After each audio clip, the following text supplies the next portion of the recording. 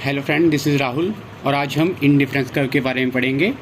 ये IC curve है जो ये प्रोफेसर हिग्स और एलन ने प्रस्तुत की थी। प्रोफेसर हिग्स एंड एलन, इन्होंने 1939 में एक पुस्तक लिखी थी, वैल्यू एंड कैपिटल। इन्होंने इसको हम उदासीन वक्र कहते हैं हिंदी में। उदासीन वक्र, इसके बारे में पढ़ेंगे। अब उदासीन वक्र की डेफिनेशन पढ़ते हैं। उदासीन वक्र उन बिंदुओं का रास्ता है जो उपभोक्ता को समान संतुष्टि प्रदान करते हैं,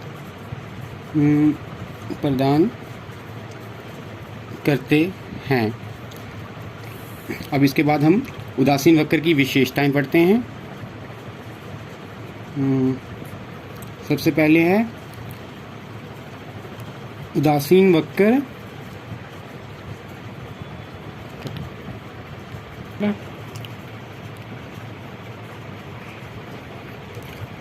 वक्र मूल बिंदु के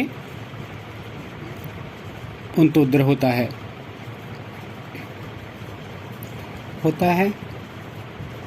इस तरह होता है। और दूसरा है ऊंचा उदासीन वक्र ज़्यादा संतुष्टि प्रदान करता है। और तीसरा है इनका समानांतर होना ज़रूरी नहीं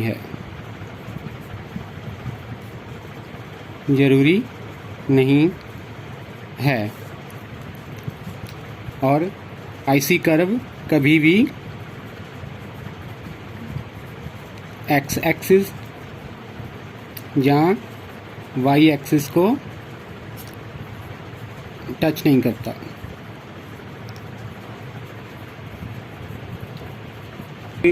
हमें डिटेल में देखते हैं।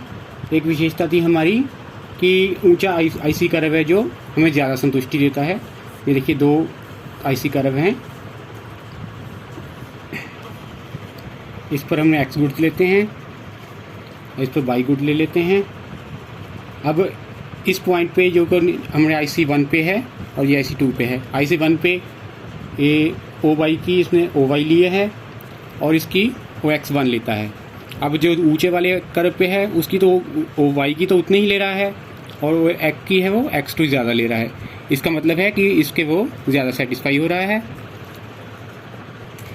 इससे अगली है कि दो आईसी कर्व है वो आपस में कभी भी आप कट नहीं करते, मतलब इस तरह कभी नहीं हो सकता। अगर इस तरह काटेंगे तो हमें ये पता नहीं चलेगा कि इसमें ऊंचा कर्व कौन सा है, इसलिए ये भी नहीं हो सकता। और इसके बाद तीसरा है कि आईसी कर्व ना तो एक्स एक्सिस को टच करेगा और ना वाई एक्सिस को टच करेगा।